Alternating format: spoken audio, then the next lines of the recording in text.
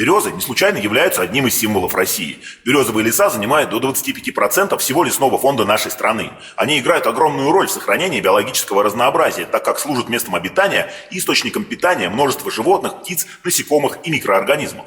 Береза используется в строительстве, медицине, косметологии, пищевой промышленности, а на Руси березовую кору использовали в качестве материала для письма, благодаря чему сохранились берестяные грамоты, возраст которых превышает 1000 лет. Также березы занимают особое место в русской поэзии, живописи, музыке и культуре в целом.